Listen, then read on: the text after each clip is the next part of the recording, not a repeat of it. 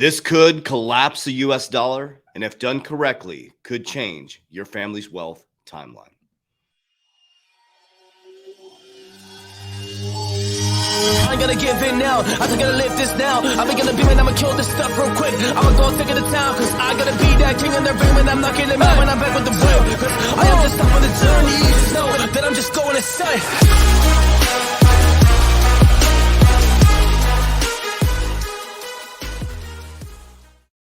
Warriors, rise. Grand rising. Good evening, warriors all over the world. First of all, I want to say I love you from my family's heart to yours. My name is Coach JV. I am the top health, mindset, crypto, and business coach in the world. What you believe in your heart, you think in your mind will eventually become your words and become your reality. If you can see it in your mind, eventually you can hold it right here in your hands. What you repeatedly do gets ingrained in your subconscious mind.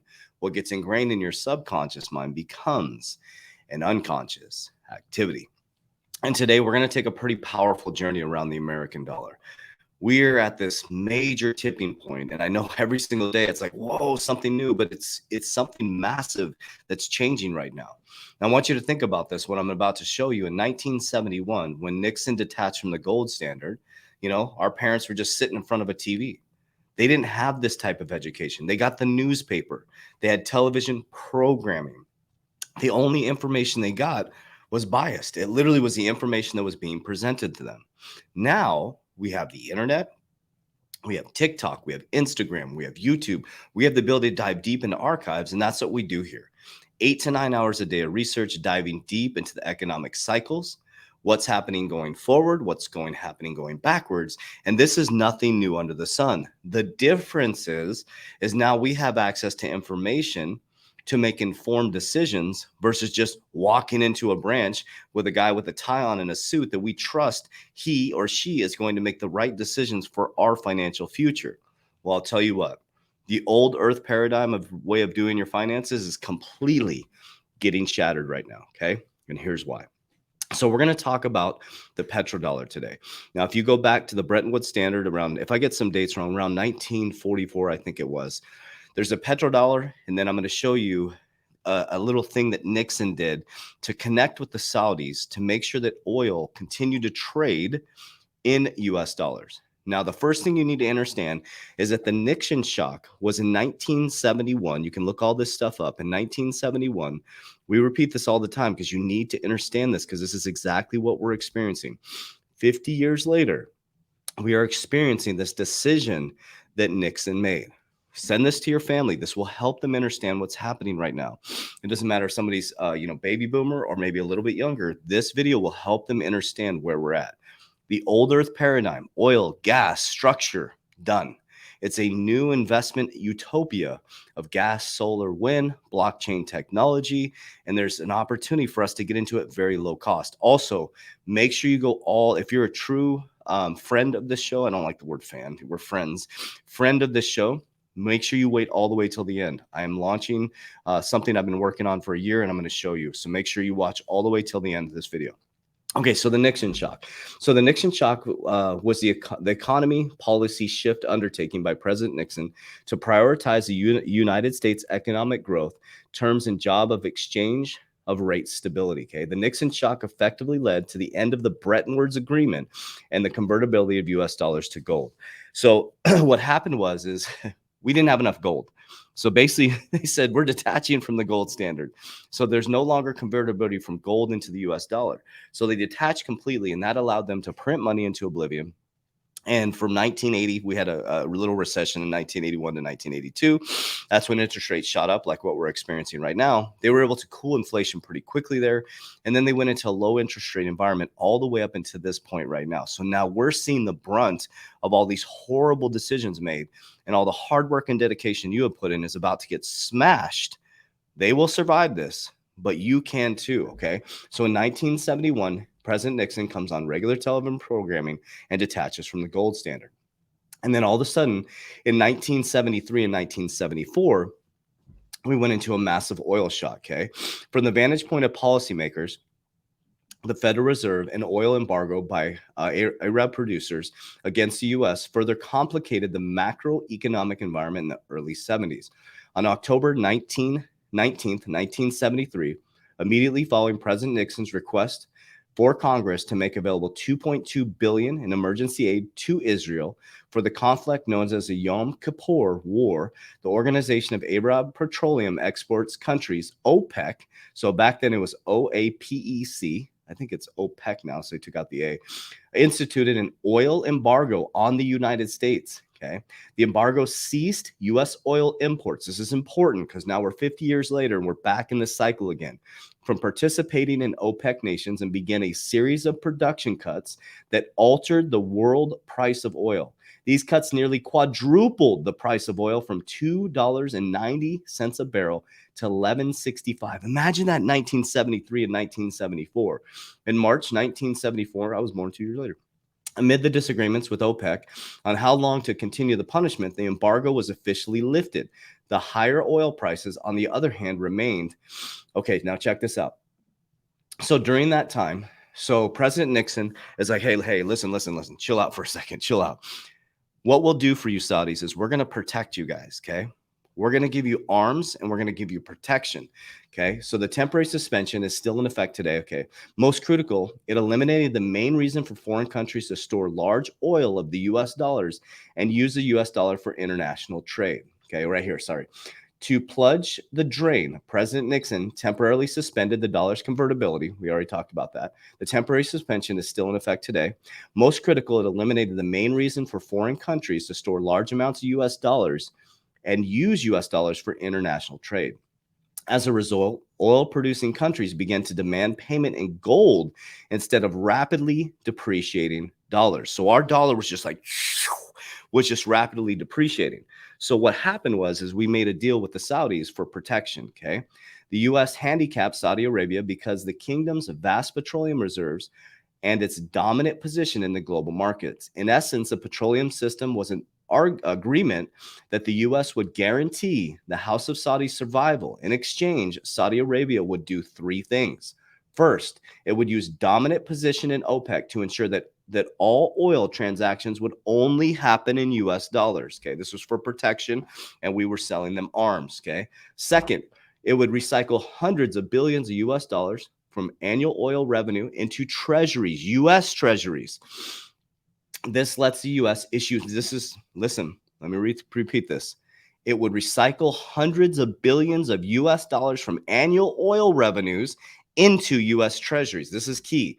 This lets the U.S. issue more debt and finance previously unimaginable budget deficits. So here's what we need to understand. Our debt to income ratio is upside down. America is financing our budget. We have to borrow, okay? Third, it would guarantee the price of oil within limits acceptable to U.S. and prevent another oil embargo, okay? So that kept the U.S. dollar strength. Well, as we're heading into the future here, okay, as we're heading into the future, in April 4th, 2019, pay attention to this, okay? So in 2019, the Saudi Arabia threatens to ditch the oil trades to stop OPEC sources. So Saudi Arabia is threatening to sell its oil in currencies other than the dollar if Washington passes a bill exposing OPEC members to U.S. antitrust lawsuits. So the threat started in 2019, okay? This was August 23rd. Pay attention. August 23rd, 2021. So this is just my opinion. This is not financial advice. This is what I see. 2019, the World Economic Forum has a pandemic preparedness response. All of a sudden, we go into a global pandemic. Everything gets shut down, okay? All banks are telling you cryptocurrency is a fraud. At the same time, since 2017, they've all been getting set up on distributed ledger technology.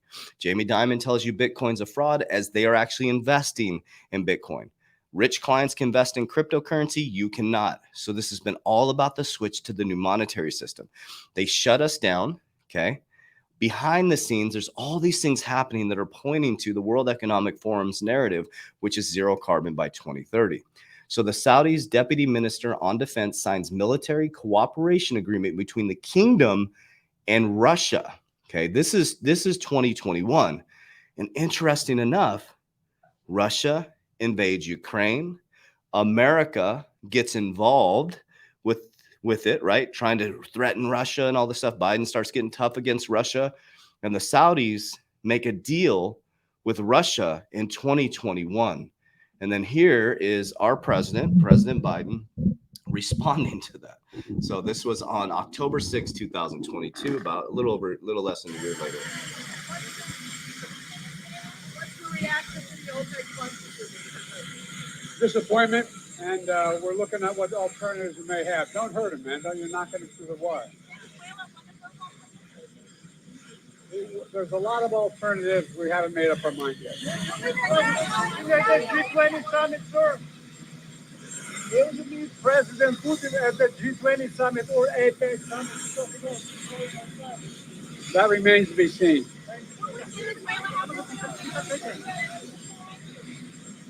A lot.